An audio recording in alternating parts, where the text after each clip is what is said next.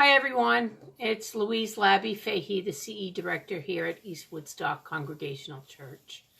So I thought tonight we would go back to our Beginner's Bible, and we're going to start on page 146 with the story of Samson. The Israelites were in trouble again. Along came a very strong man named Samson.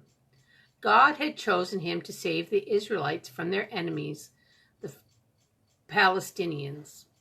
Samson knew that as long as he did not cut his hair, he would always be very strong.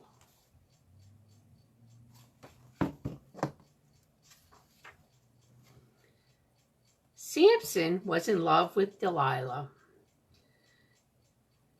They told Delilah they could pay her if she found out what made Samson strong.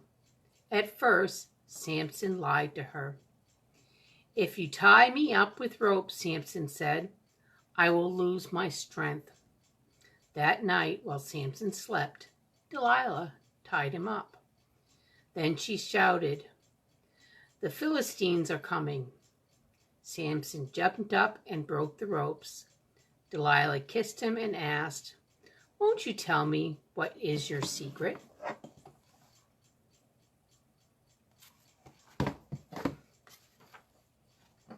Sounds like Delilah's trying to trick him, huh? Samson gave in and told her, "My strength is in my long hair." Then Samson was asleep. Delilah had all of his hair cut off. Samson's strength was gone. The Philistines grabbed him and put him in jail.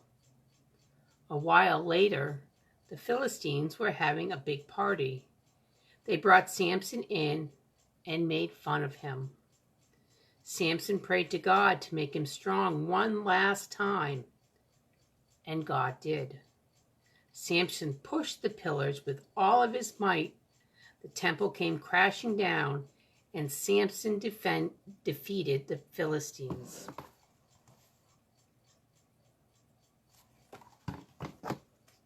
So was it really his hair, or was it really that he was listening to God? Oh, here's one of my favorite stories, Ruth and Naomi. Naomi grew up in the Promised Land, which was also called Israel. But now she lived far away. She had a husband and 2 sons. Ruth was married to one of her sons. Then something sad happened. Naomi's husband and sons died. Not long after that, Naomi decided to go back to her homeland. Naomi told Ruth to return to her parents, but Ruth did not want to leave her. She loved Naomi so much. "I will go wherever you go," Ruth said. "Your home will be my home. Your God will be my God."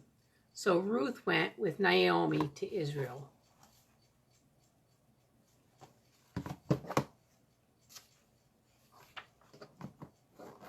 They needed food to eat, so each day Ruth gathered leftover grain from the fields. A good man named Boaz owned the land. One day he saw Ruth in the field.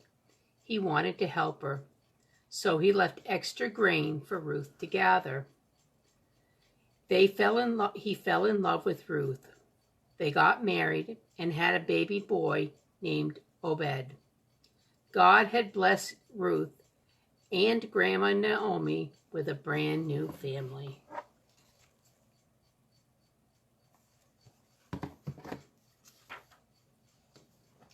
Hannah's prayer. Hannah loved God. She wanted to have a baby, but she wasn't able to have any children. Hannah and her husband went to the tabernacle. She prayed to God, "If you will give me a baby boy, I will see that he serves you all of his life."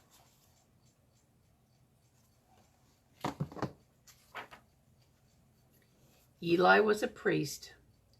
He saw Hannah praying. She explained, "I am crying out to the Lord because I want him to answer my prayer." Eli gently told her, Go in peace, and may God give you what you ask for."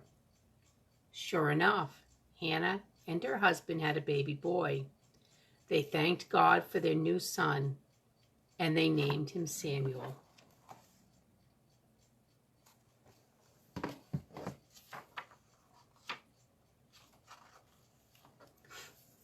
A voice in the night.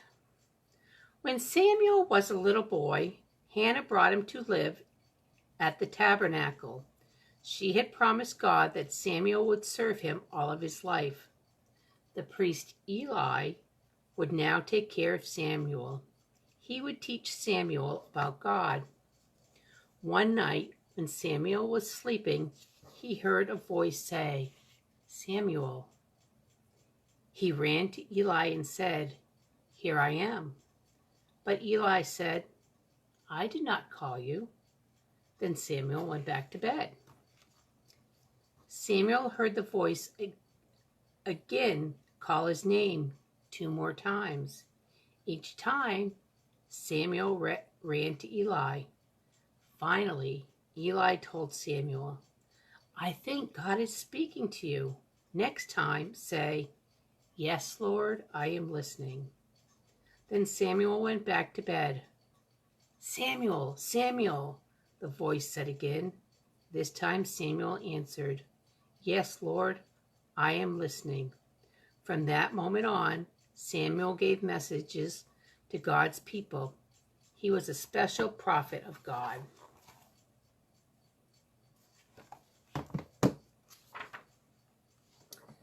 Israel's first king. When Samuel was an old man, God's people said, "We want a king to rule over us." Samuel asked God for help. God told Samuel to warn the people about the trouble the king could bring. The king would make the young man join his army, and the people would have to give him the best things they owned to support the king. Samuel warned the people, but they would not listen. Then God told Samuel to give them a king.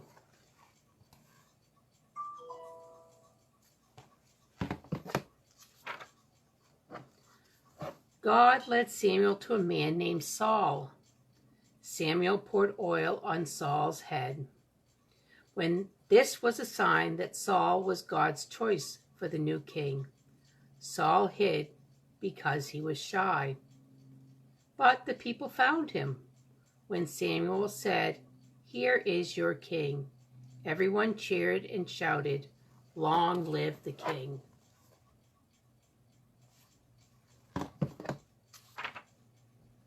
So I think we're going to stop right there for tonight. And then next time we will hear more about Saul and how he makes out as being the king. So I was very happy to see several of you today. It was great that we were able to make posters for the crop walk next Sunday. And you guys did a great job doing that. And I hope that you will all be there to participate. And I hope you have a great week. So let's end. Dear God, thank you for the day that we were all able to get together. Bless those who we did not see and those who stayed at home. We love all of them, and we're glad that we got together. Please bless us now as we drift off to sleep. Amen. Peace be with you all.